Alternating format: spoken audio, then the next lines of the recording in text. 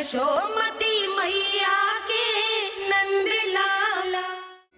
कृष्ण कृष्ण हरे कृष्ण कृष्ण कृष्ण मुरली मनोहर कृष्ण गोपाला गोविंदा हे दामोदरा। भाग्य,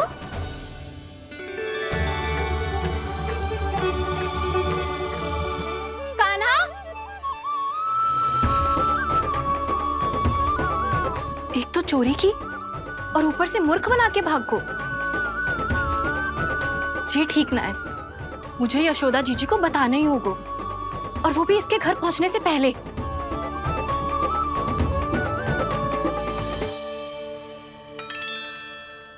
अरे पल्लू मत खींच, तनिक रुक जा, दे रही हूँ, पूजा तो करने दे।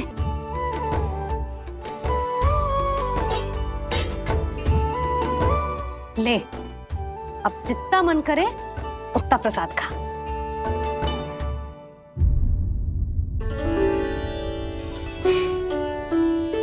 या तो मैं सच्ची बावली हो गई हूँ कि मुझे हर समय कान्हा दिखता रहता है, या फिर मेरा लल्ला कुछ अधिक ही विशेष है कि मेरे साथ ना होके भी सदैव अपनी मैया के साथ ही रहता है।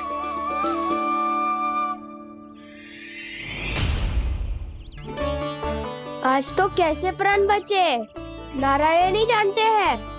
मैं तो पाऊ को सिर पर लेके ऐसे सरपट भागो कि पूरे गोकुल में बड़ बोले। इस समय तो बड़ी बड़ी मत भागो, पर असली लाभ तो वानर महाराज ने उठाया है। पूरी की पूरी मटकी अकेले लेके निकल लिए। ये हमारी प्रतीक्षा कर रहा था ताकि हम माखन बांट सके। हमारे साथ ना दाऊ, उनके साथ।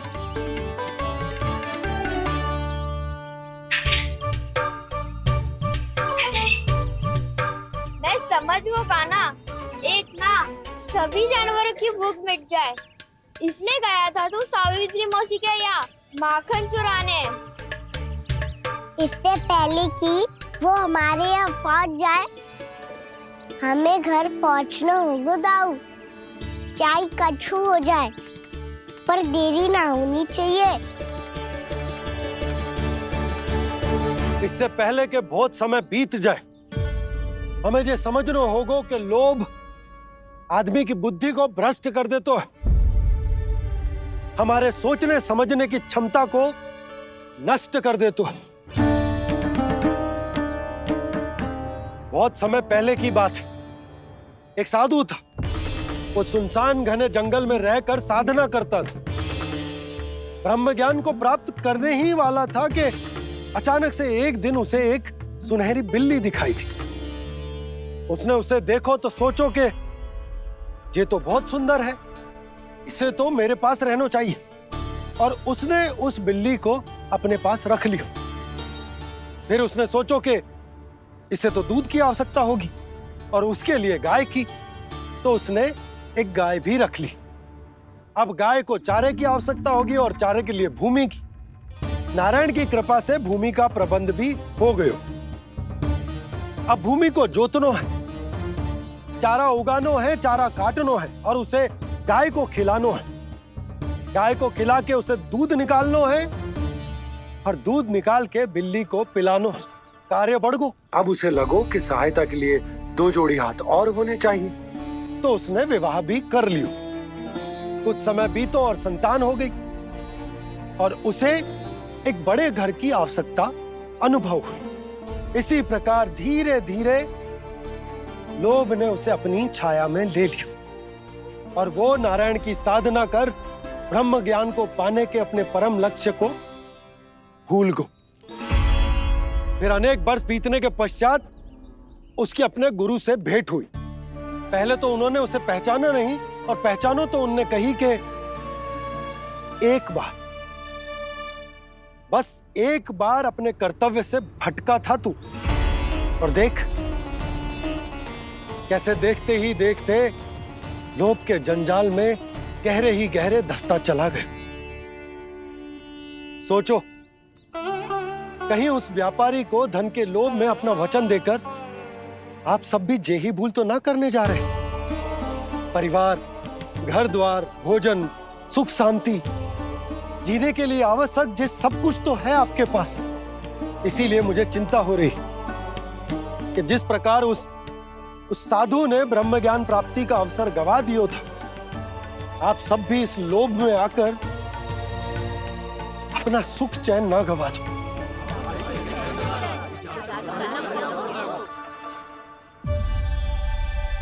लग तो है बात सबको समझ आ रही है।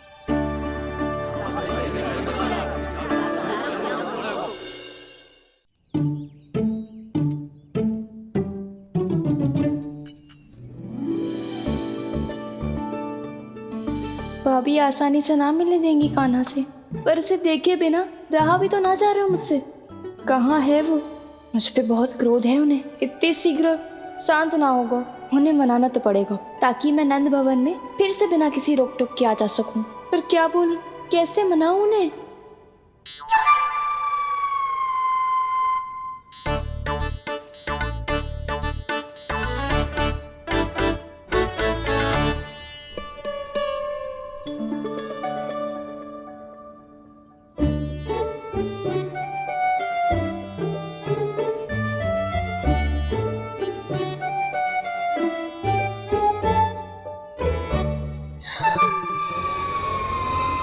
वाह, जिसने मेरे लल्ला पर चोरी का आरोप लगायो, वो ही आज मेरे घर में चोरी चोरी प्रवेश कर रही है। नाना भाभी, ऐसी कोई बात ना है, मैं तो बस ये देखने आई थी कि जसोदा भाभी का क्रोध शांत हुआ कि ना? सुन ले जानकी, मेरा क्रोध उसी दिन शांत होगा जिस दिन तू सारी गोपियों के सामने मेरे कान्हा पर लगाया आरोप वापस लेगी। चोरी करेगा तो आरोप ही लगेगा ना जीजी। फिर से आरोप? सावित्री, तू भी? कल तक मुझे ये थोड़ी पता था जीजी कि आपका कान्हा सच्ची में माखन चोरी में पारंगत है। आशा करता हूं कि आप सभी को नंदराज का विचार और संदेश सही से समझ आगो होगो।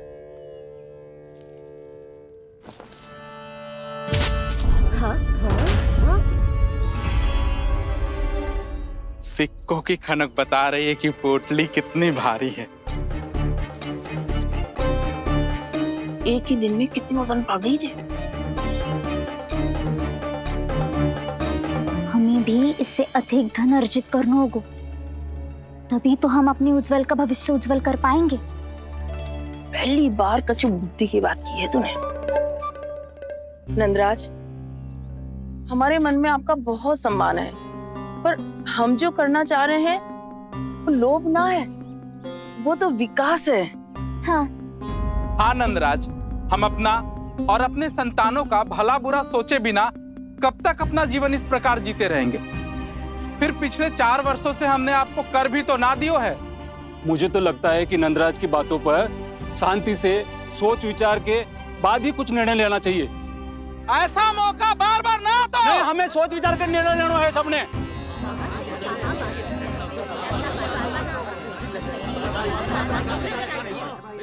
चोरी में पारंगत? हाँ जीजी, उसने टोली बनाई है और उसका नाम भी रखा है चौर्य विद्या प्रसारण टोली, और आपका कान्हा उसका अध्यक्ष है। अच्छा, तो कान्हा पूरी टोली लेकर आया था चोरी करने तेरे घर? और नहीं तो क्या। पर एक बात बताऊं जीजी, मेरे बलदर को देखकर किसी का साहस ना हुआ भीतर जाने का, पर आपका कान्हा इतना साहसी है कि बिना भयभीत हुए इतने भयंकर बैल के निकट चले गए। सच्ची? और तेरे रक्षक बैल ने कुछ ना किया उसे? है ना अचरज की बात।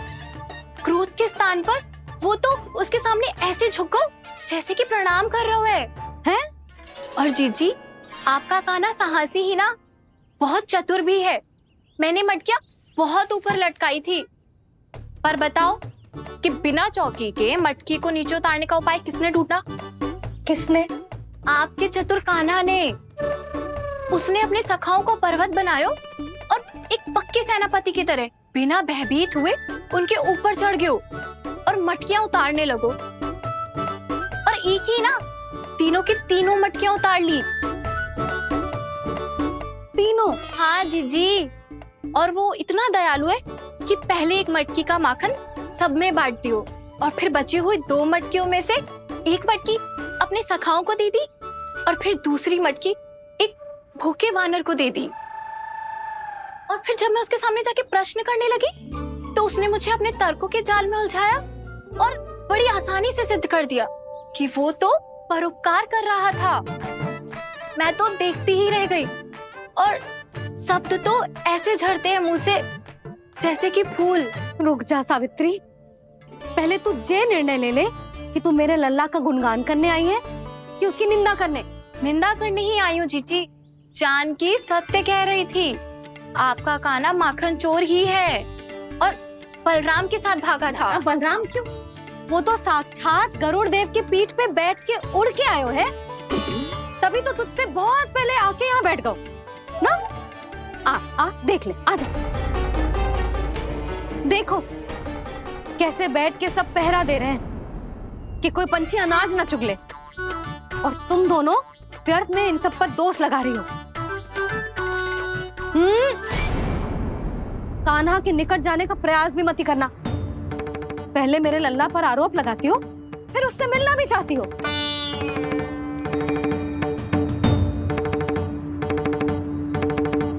पर जीजी चोरी, अरे उसे तो चोरी का अर्थ भी ना पता होगा। तुम दोनों को नारायण का भय भी ना है क्या? हाँ, मेरे लल्ला पर आरोप लगाने से पहले तुम दोनों को लज्जा ना आई? हे नारायण, अब आप ही बताओ मैं क्या करूं। लग तो है किसी की घोर दृष्टि लगी है कि बार बार मेरे लल्ला पर आरोप लगते हैं। किसी की क्या, तुम दोनों की दृष्टि लगी है। या तो तुम दोनों मनगढ़ंत कथाओं को सत्य बताना छोड़ दो, या फिर कृपा करके मेरे घर आना बंद कर दो।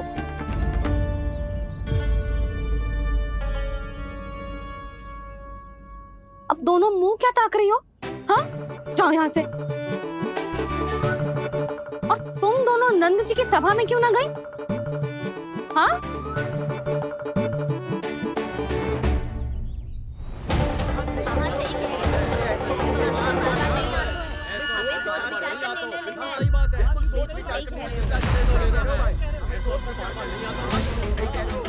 जी कौन?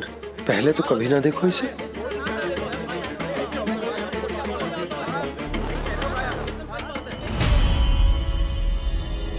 कहाँ को?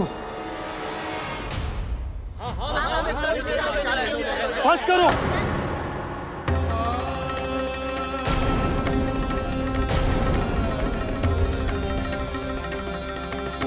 मेरी आंखों के सामने मैं गोकुल में इस तरह फूट पड़ते ना देख सकता।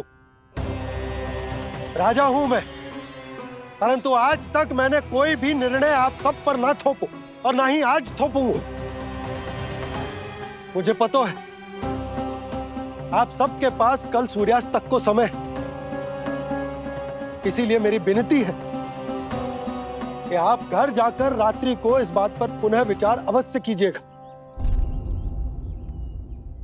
सोचिएगा कि कोई भी व्यापारी अविश्वसनीय रूप से सस्ता क्रय विक्रय क्यों करेगा जब तक कि उसका कोई छुपा हुआ लाभ ना हो।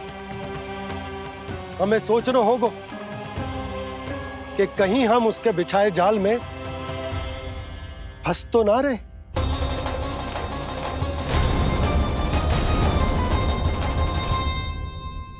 बच गए भैया, जैसे तैसे ही सही, पर समय से पहले पहुंच ही गए हो।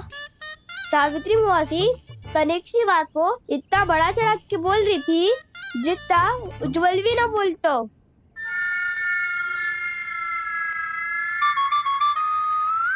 वैसे आनंद तो बहुत आयो, सच्ची। हाँ, बेहतर लगा तो माखन भी तो मिला और परोपकार भी होगा। बता कान्हा, और किसके घर जाना है अब? आज ही तो हमें शिक्षा मिली है, इतनी शीघ्र भूल गए तुम सब। लोग के चक्कर में पड़ोगे तो फंसोगे। लोग के चक्कर में पड़ोगे तो फंसोगे।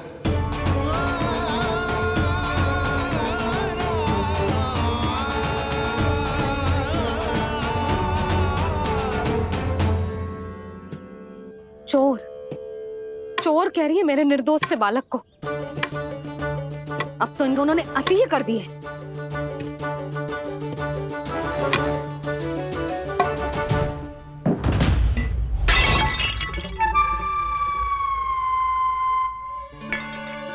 से भी अभी फूटना था।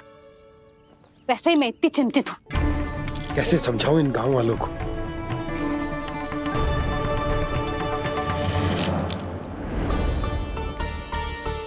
कोई समझने को तैयार ही ना है। लगता है सबकी बुद्धि भ्रष्ट हो गई है। सही कह रही हो यशोदा तुम।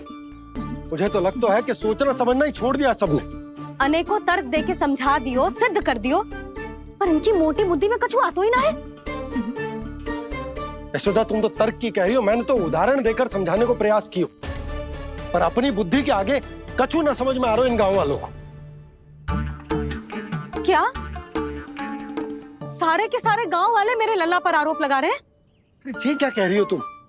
मैं तो गांव वालों की बात कर रहा हूं जो नारायण के नाम पर वचन देकर उस अपरिचित व्यापारी को अपने दूध, दही, घी, माखन सब देने को तैयार है। लो कर लो बात।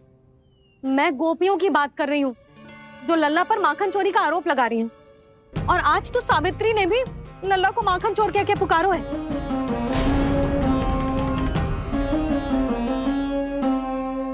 सावधान यशोदा, कहीं बड़ा होकर माखन चोर ना बन जाइए। अच्छा, ये सब आप छोड़ो। स्त्रियों की बात है, मैं संभाल लूंगी। आप ये बताओ सभा में क्या हुआ? गोकुल में फूट पड़ गई यशोदा, लोभ की फूट।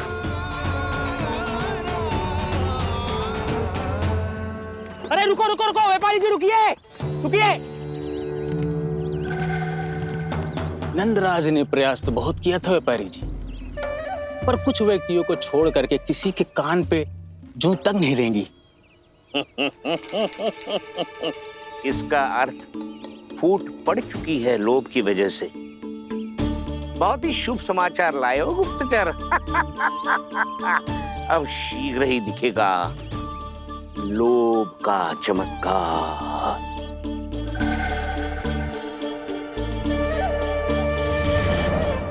लोभ से बचने को जो पाठ हम कान्हा को पढ़ा रहे थे ना, आज वही पाठ मैं इन गांव वालों को समझाने में असमर्थ रहा।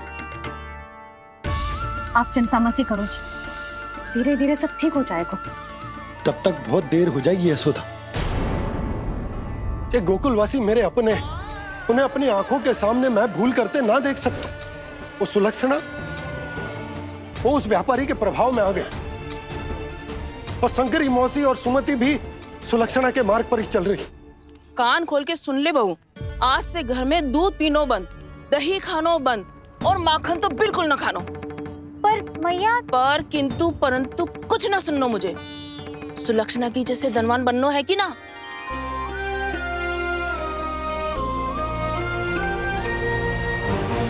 तो फिर जैसा मैं कहती हूँ वैसा कर, तभी तो अधिक से अधिक दूध, दही, माखन बेचकर अधिक से अधिक धन अर्जित कर पाएंगे हम। सुलक्षणा को उस व्यापारी की तरह धनवान बनना है और शंकरी मौसी को सुलक्षणा की तरह।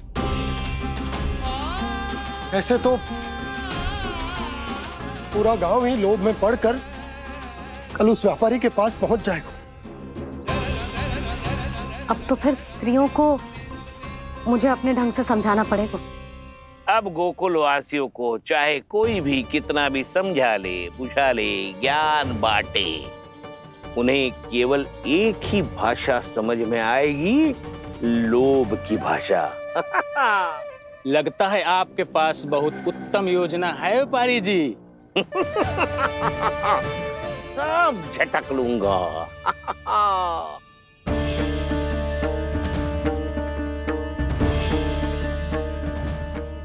आपको क्या लगता है प्रभु, मैया के समझाने से गोपियाँ समझेंगी?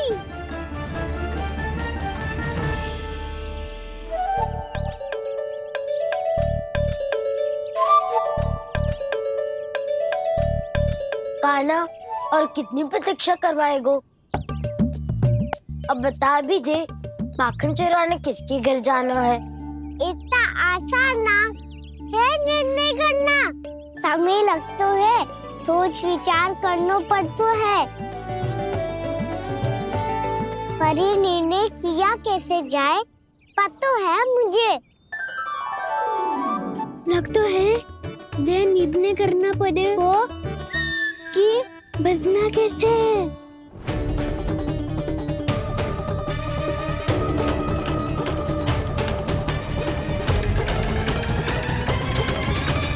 सावित्री मौसी ने हमारे 14 विद्या प्रसारण के बारे में सबको बता दियो क्या?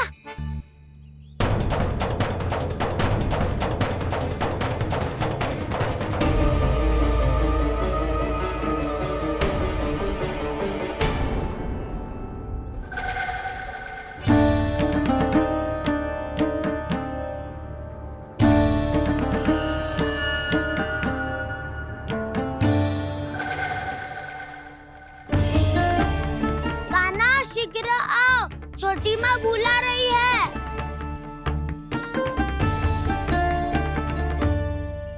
अब डांट भी पड़ेगी और कुटाई भी होगी। 14 विद्या प्रसारण कल ही आरंभ हुआ था और आज ही समाप्त हो जाएगा। सब इतने गंभीर क्यों है आज?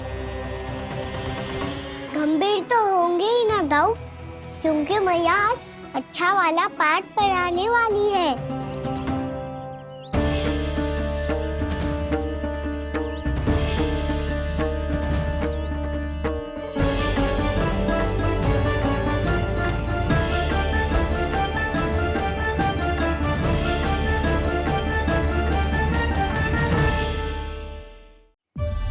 आ गए तुम दोनों?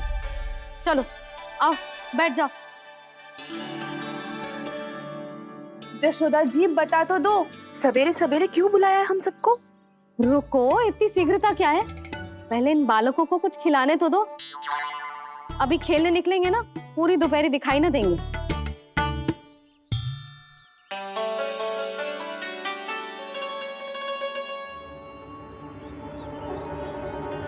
मैया देखो ना कैसे अपने आभूषणों का दिखावा कर रही है सुलोचना। चिंता मत कर बहू, शीघ्र ही हम इससे अधिक आभूषण और इससे अधिक उत्तम वस्त्र पहन के घूमेंगे। ये देखो तुम दोनों के लिए क्या बनाओ है मैंने। पूरे गोकुल में प्रसिद्ध मेरे पेड़े। चलो लो। यशोदा, ये तो बहुत सारे हैं। हाँ जशोदा जी, इतने सारे तो मैं भी ना खा पाऊं। क्यों दृष्टि लगा रही हो सुलोचना? बढ़ती आयु के बालक हैं, खाने दो इन्हें। तुम सब कछु मत सुनना, जी भर के खाओ। लेगा ना?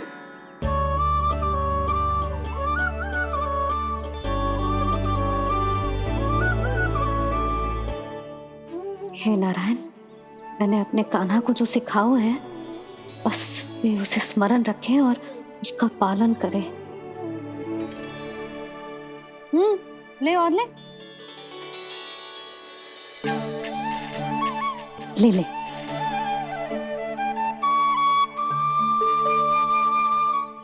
आज तो एक के बाद एक पेड़ मिल रहे हैं, वो भी बिना रोक टोक के।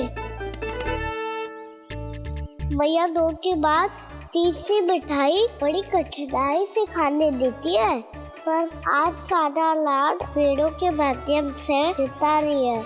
कछु तो रहस्य है। प्रभु, क्या आप भी वही सोच रहे हैं जो मैं सोच रही हूँ? कोई परीक्षा तो नहीं ले रही है ये? किस सोच में पड़ गए तुम दोनों?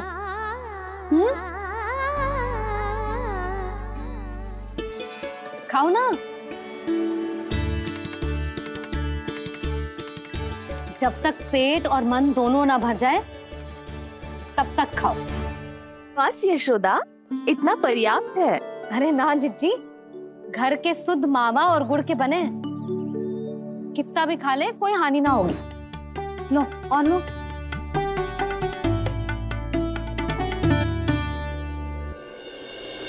प्रभु, परीक्षा ही है ये। ये तो खाए जा रहा है, कहीं मेरी दी हुई सीख भूल तो ना गो, सारा खेल बिगड़ जाएगा। सदैव स्मरण रखियो लल्ला, लोभ बहुत भयानक होता है, बहुत भयंकर।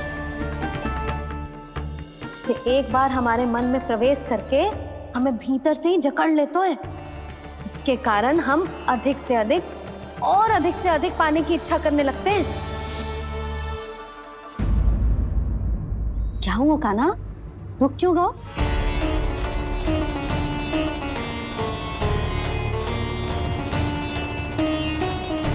आपने तो सिखाया था मैया, जितनी आवश्यकता हो उतना ही लेना चाहिए, लोभ कभी ना करना चाहिए। बहुत बुरा राक्षस है लोभ।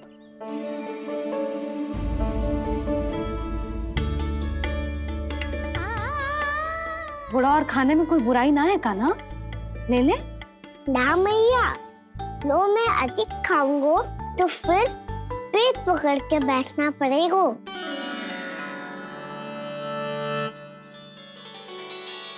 हाँ, मेरा भी पेट भर गया।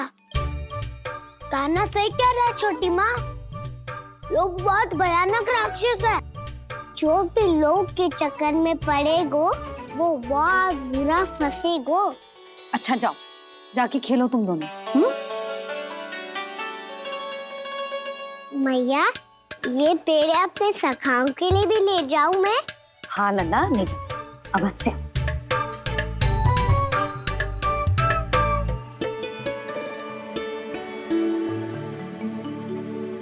देखो, जो बात इन नन्हे से बालकों को भी समझ में आ रही है, वो तुम सबकी समझ क्यों ना आ रही?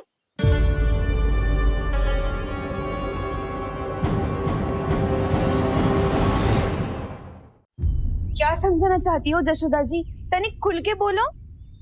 जब बसंता खाने के बाद भी हलवा खाने का हट करतो है, तो उसे मना क्यों करती है?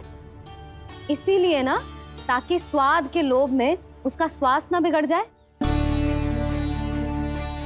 और उज्जवल, जब भरी दोपहरी में बाहर खेलने का हट करतो है, तो तू उसे मना क्यों करती है? इसीलिए ना, कि खेल के लोभ में उसे लू ना लग जाए। हाँ, और पुराण पढ़ना तो अच्छी बात है ना। तो श्री रामा जब रात में दीप के प्रकाश में पुराण की कथाएं पढ़ना चाहते है, तो क्यों मना करती है? उसे बता। ताकि कथाओं के लोभ में उसकी दृष्टि खराब ना हो जाए जीजी। तो इसका अर्थ तो यही है ना, कि लोभ चाहे पेड़ों का हो, चाहे पुराण की कथाओं का हो, या फिर अधिक धन अर्जित करने का हो, लोभ सदैव हानिकारक ही होता है।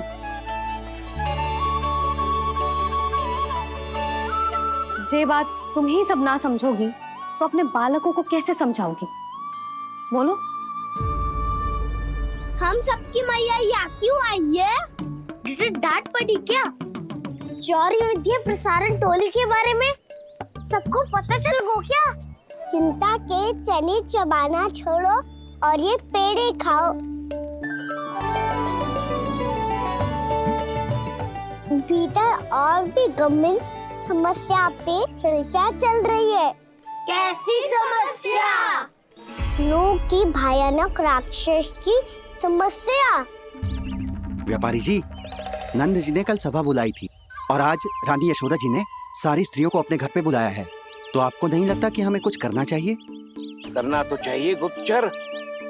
सबसे पहले हमें हाट जाकर गोकुल वासियों की प्रतीक्षा करनी चाहिए। सूर्यास्त से पहले वो सारे मूर्ख वहां आने वाले हैं, मेरे सामने नारायण के नाम का प्रण लेने। उन्हें चाहे कोई भी कितना भी समझा ले बुझा ले, उससे कोई अंतर नहीं पड़ेगा गुप्तचर।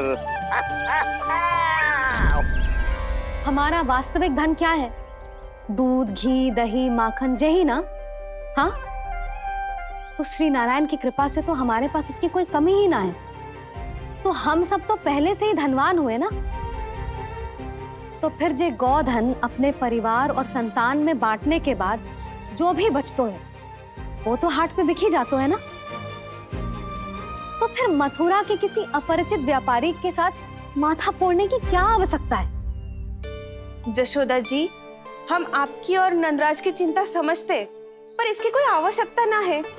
कुछ उल्टा सीधा नहीं करेंगे हम। विश्वास रखो यशोदा, हम जो कुछ करेंगे समझदारी से करेंगे। लोभ में आके कोई निर्णय नहीं लेंगे हम लोग, है ना? हाँ। अच्छा, अब चलती हूँ। बुलावे की सूचना पाके सब कार्य ऐसे ही छोड़कर आ गई थी।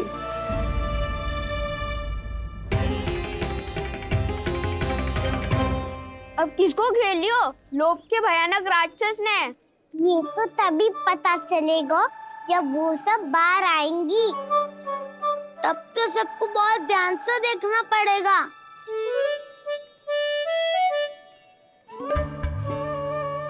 देखना तो पड़ेगा दाऊ, तभी तो पता चलेगा माखन चुराने किसके यहाँ जाना है। नाना,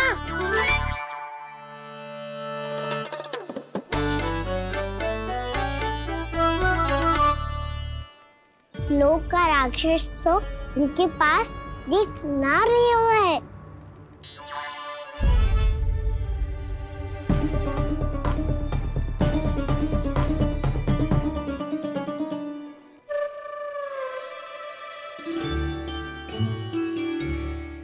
नारायण का बहुत बहुत धन्यवाद। कान्हा, मेरे मैया को घेर रहे है क्या उस राक्षस ने? यशोदा भाभी और नंद भैया कितने चिंतित थे ना। पक्का कछु ना कछु कारण तो अवश्य होगा। हाँ, मुझे भी सच लग रहा है कि धनवान बनने के चक्कर में मैं तनिक ज्यादा ही लोभ में पड़ गई थी। नहीं, बस गए। और मेरी मैया दादी, उनका क्या गाना? बहू, सुलक्षणा की जैसे ढेर सारा धन कमाने के चक्कर में लोभ में तो ना आ रहे ना हम। हे नारायण, बहुत कृपा है आपकी। लगता है लोभ का राक्षस किसी को अपनी चपेट में नहीं ले पाया। लेता भी कैसे दाऊ? मेरी मैया ने जो समझाया है। क्या लगता है यशोदा, इन्हें समझ आया होगा? आशा तो यही है, और अब भी ना समझी तो फिर तो नारायण भी ना समझा सकते।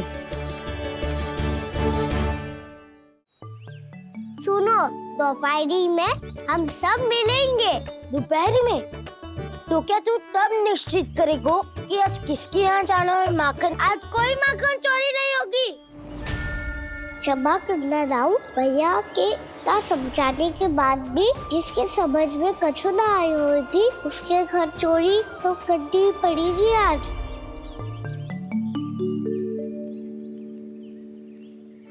व्यापारी जी, सारी स्त्रियां एक साथ यहीं आ रही हैं।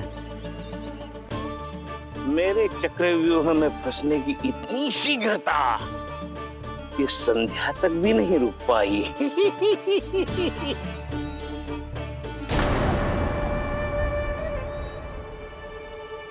पर ये आपके तरफ ध्यान क्यों नहीं दे रही हैं? लगता है गोकुल की रानी ने इनको पाठ पढ़ा ही दिया।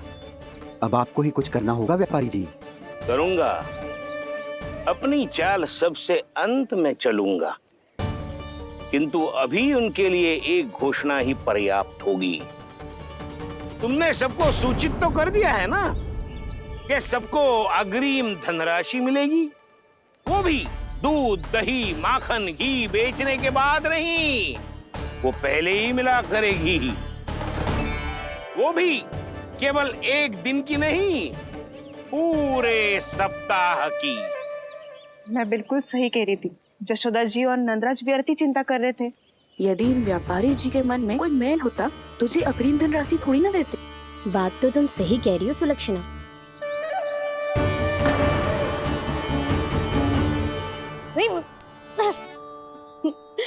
कितनी शरारत करते हो तू? काजल लगाने दे मुझे। भैया, पहले मुकुट लगाओ ना।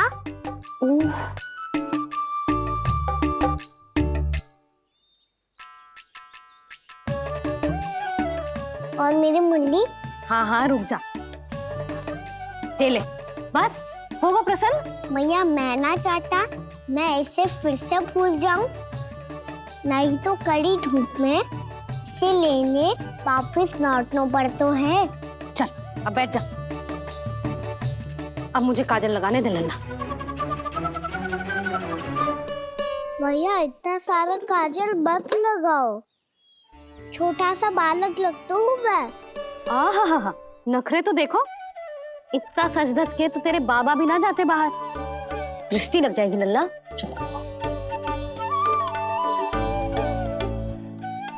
उनको तो आ सकता ही ना है मैया, वो तो गोकुल के राजा है। वैसे भी मुझे भी कम मत समझो, मैं भी राजा हूँ अपनी टोली का। कौन सी टोली? अपनी। ये क्या कर रहे हैं प्रभु? बता, कौन सी टोली? बालकों की टोली मैया, मारी खीर वाली टोली का।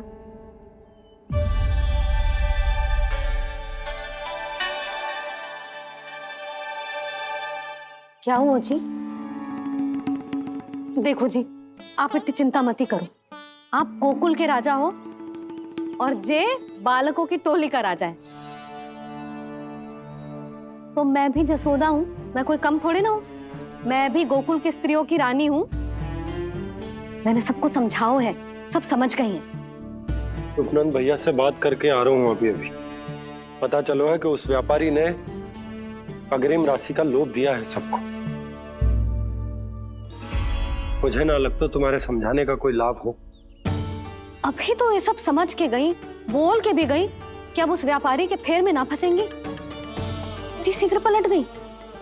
इन सब में अपनी बुद्धि ना है क्या? जब कोई विकार मन में बस जाता है ना यशोदा, तो सूझबूझ सब समाप्त हो जाती। तो मुझे ही कच्चू करना पड़ेगा। मैया मैं जाऊं? हाँ तू जा।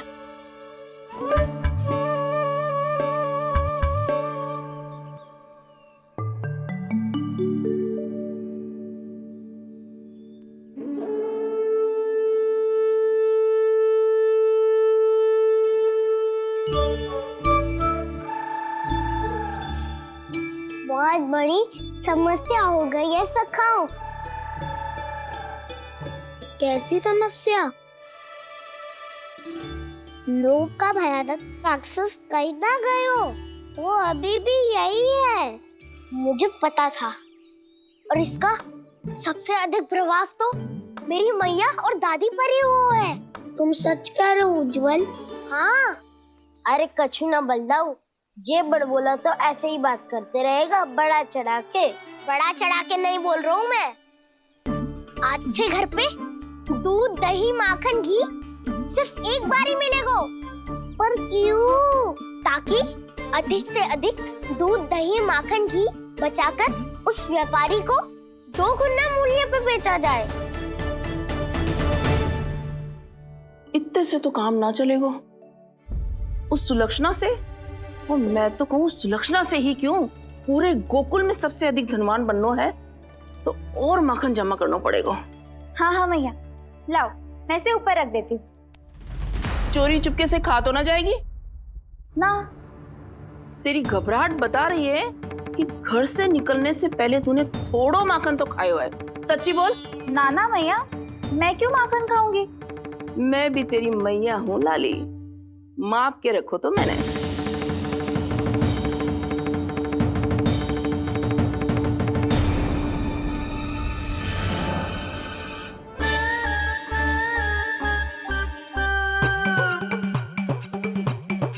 हाय रे, तूने तो सच्ची में माखन खायो है।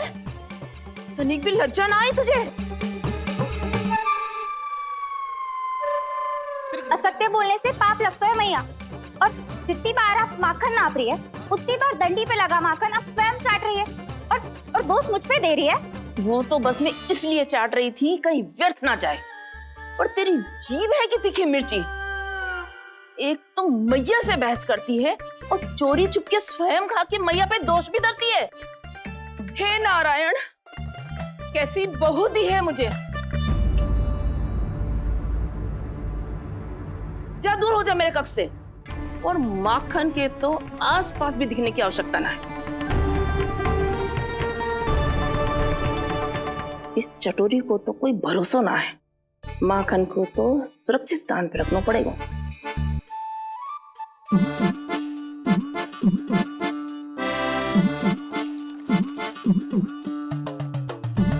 यदि बहू ने अब मटकी उतारने को प्रयास किया तो अचानक पानी गिर जाएगा और घबरा के वो चिल्लाएगी और मुझे पता पड़ जाएगा। मैया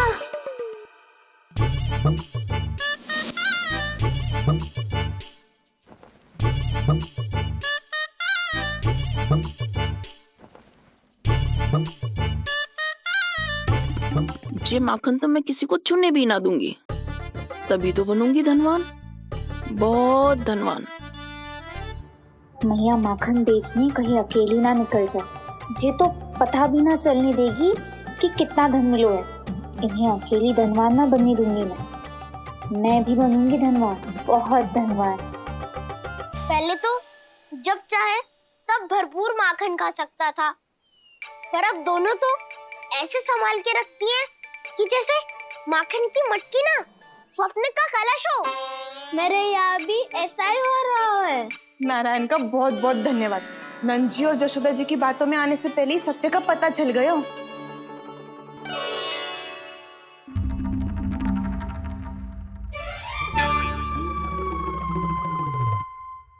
जे इतना सारा माखन।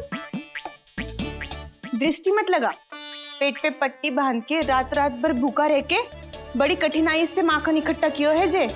तो क्या आपने निर्णय ले लियो है कि आप उस व्यापारी को वचन दे दोगी? अरे जब द्वार पे साक्षात लक्ष्मी जी हो तो द्वार बंद ना करते बावी। तू अभी छोटी है, मैं तो कहती हूँ तू भी अपने भविष्य के बारे में अभी से सोचना आरंभ कर दे। कटौती तो मेरे घर पे भी आरंभ हो गई है काना। वो मैया ने कहा है या दूध चाहिए या दही चाहिए या माखन चाहिए, जो भी चाहिए एक ही बार मिलेगा।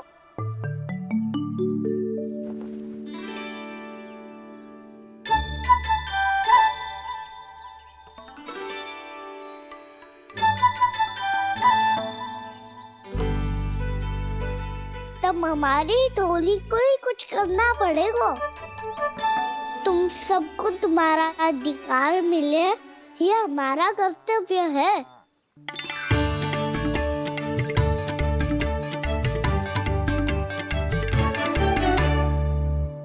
अब हम कछु ना कर सकते यशोदा। यदि अब मैंने उन्हें रोको तो उन्हें लगेगा कि मैं उनसे उनकी उन्नति का अधिकार छीन लूं।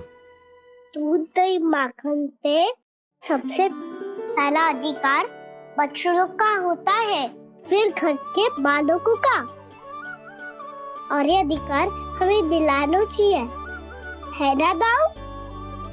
मैं सब समझता हूँ कान्हा, तुम मुझसे इसलिए पूछ रहे हो ताकि तुम माखन चोरी की योजना बना सको, पर मैं तुम्हारा समर्थन नहीं करूँगा। पर दाऊ ना, पिछली बार तुमने ही कहा था ना कि हम ये चोरी केवल वानर महाराज की सहायता के लिए कर रहे हैं। लो, वानर महाराज भी आ गए हमारा साथ देने। आज कोई किसी का साथ नहीं देगा, आज कोई किसी का